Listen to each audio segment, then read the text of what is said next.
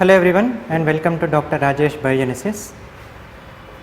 In symmetry and group theory, we have a topic which is related to the point groups of some molecules with special symmetry.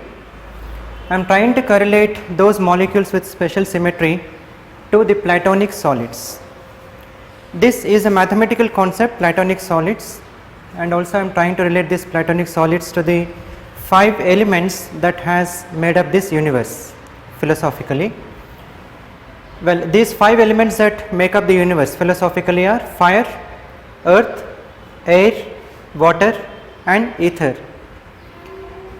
So what Plato has done is, he has considered the solids that are present, the 5 solids, tetrahedra, cube, octahedra, icosahedra and dodecahedra.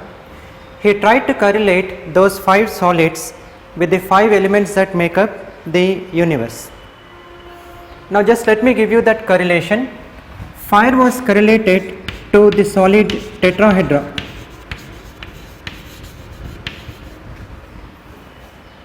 Earth was correlated to cube, air to octahedra. Different features are also explained, why air is correlated to octahedra or why fire is correlated to tetrahedra. Everything has been given.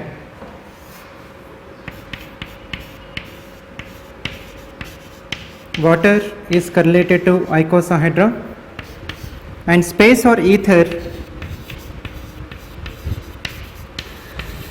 is correlated to dodecahedra. How one will club into another one have been given by the arrows. That is everything philosophically, but how the Plato has correlated all these 5 solids to these 5 elements that made up the universe have given. All these 5 solids, they come under molecules with special symmetry. Supposing that I choose carbon tetrachloride or I choose B12H12 minus, they belong to these special symmetry molecules. Now just let me give you these molecules. I will give you a correlation between them. What is the correlation? First let me start with tetrahedra.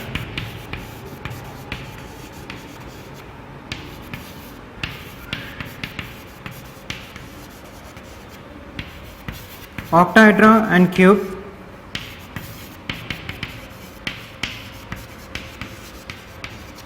icosahedra and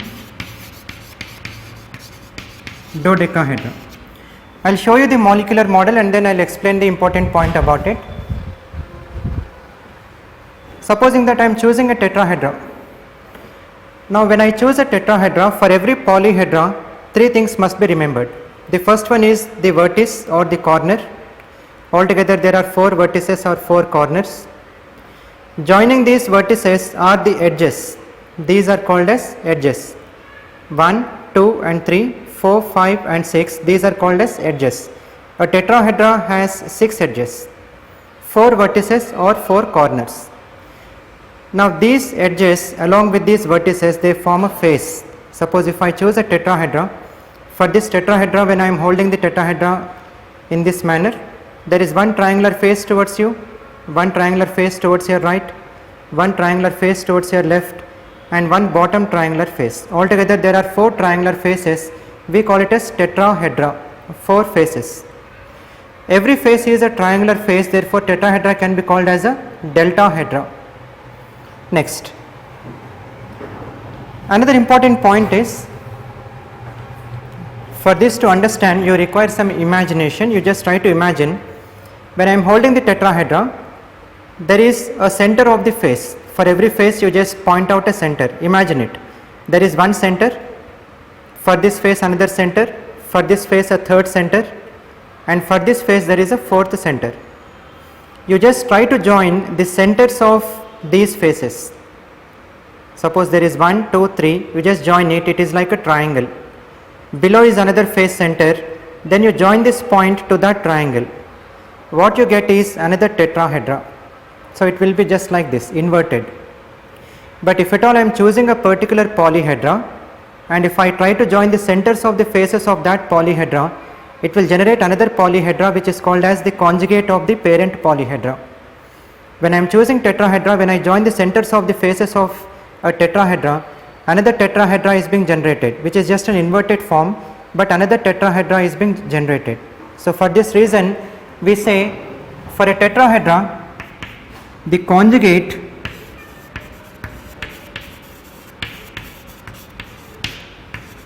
is also a tetrahedra. Why it is important, I'll just let you know. So for a tetrahedra, the conjugate is also a tetrahedra. Why it is called as a solid? Altogether we say there are 5 solids, tetrahedra is one of them. Why it is called as a solid and why are these conjugates? Explanation you are getting from. And whatever solid that you choose, you just take one vertex. From this particular vertex, if there are 3 edges that are arising, you choose any of the vertices of that particular polyhedra. 3 vertices, not vertices, 3 edges will arise.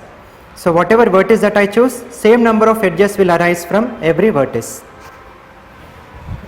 Let me show you octahedral model.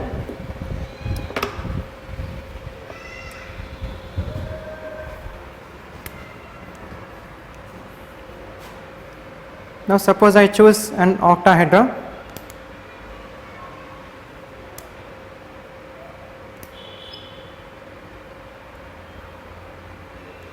Well, I request your imagination again. For this octahedra, these are the vertices or the corners 1, 2, 3, 4, 5 and 6. Altogether there are 6 vertices or corners. These are called as edges. So if you can count the edges 1, 2, 3, 4, 5, 6, 7, 8, 9, 10, 11 and 12. Altogether there are 12 edges and these will form triangular faces. So since there are only triangular faces in this octahedra, you can call it as a deltahedra again. Now I am just trying to join the centers of the faces. Above there are 4 triangular faces, try to join their centers 1, 2, 3 and 4. It will be like a square. Below also there are 4 triangular faces, try to join their centers, that will also give you another square. Both squares are eclipsed to one another, try to join these squares, what you get is a cube. So if I am trying to join the centers of the faces of an octahedra, what I get is a cube. Therefore the conjugate of octahedra is cube. Likewise, I will choose a cube and for that cube I will try to join the centers of the faces of a cube, that will generate an octahedra. Let me show you. Now suppose that this is a cube. For this cube there are square faces. I cannot call it as a deltahedra.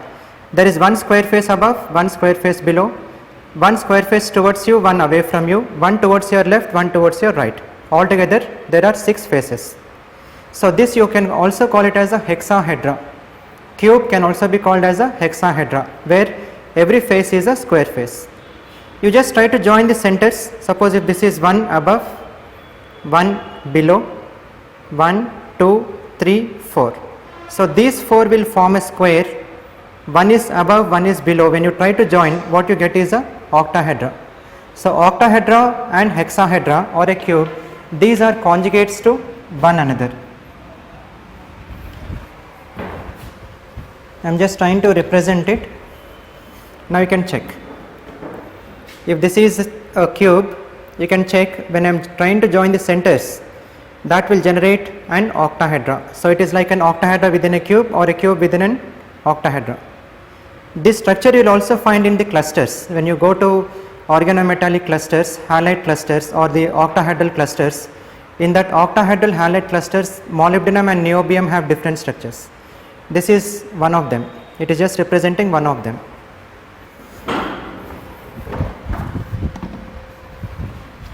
Now the next one is icosahedra and dodecahedra. Let me choose an icosahedra.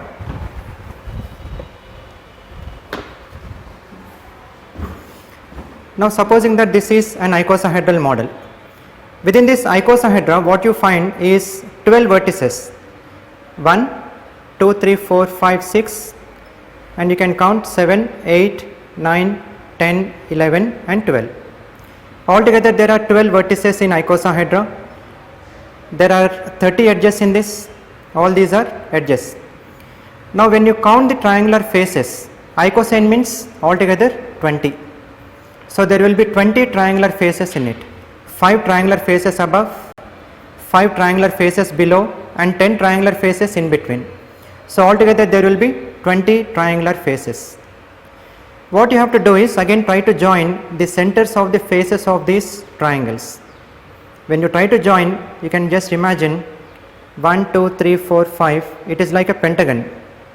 So here will be a pentagon, below will be a pentagon, and in between will also be a pentagon. So this icosahedra will generate a dodecahedra. In a similar way, when I try to join the centers of the faces of a dodecahedra, that will generate icosahedra. So this is a very crude model for dodecahedra. I have just taken a soft ball. Suppose if this is one face, one pentagonal face of a dodecahedra, exactly opposite will be another pentagonal face. But the difference is these pentagonal faces will be staggered to one another. Suppose if this is one pentagonal face where the corner is above, exactly opposite edge will be above. But from the centers of the faces of icosahedra, we can generate a dodecahedra. In a similar way, from the centers of the faces of a dodecahedra, we can generate icosahedra. Hence we say icosahedra and dodecahedra are conjugates to one another. What is importance of these conjugates means, whatever be the number of symmetry elements for octahedra, the same number of symmetry elements you will also get it for cube or the hexahedra. Whatever is the number of symmetry elements for icosahedra, the same number of symmetry elements you will also get for dodecahedra. So once you find out the conjugates, you can very easily get the symmetry elements. The number of faces, edges, and also vertices will shuffle. Between these two they shuffle, but altogether they will give you the same figure. Got it? So what are Platonic solids means? Altogether there are 5 solids, and Plato has correlated these solids to the 5 elements, and for these 5 elements we are correlating it to the symmetry molecules. Tetrahedra is a conjugate to itself and it has 24 symmetry elements. Tetrahedra TD point group has 24 symmetry elements. Octahedra is a conjugate to cube or hexahedra, and both of them will have 48 symmetry elements. Icosahedra is conjugate to dodecahedra, and both of them will have 120 symmetry elements. So for each of these, for tetrahedra, for octahedra, and for icosahedra, I will explain the symmetry elements, where are they passing from, whether it is passing from the vertex, edge or a face. That will be done in a separate video. Thank you.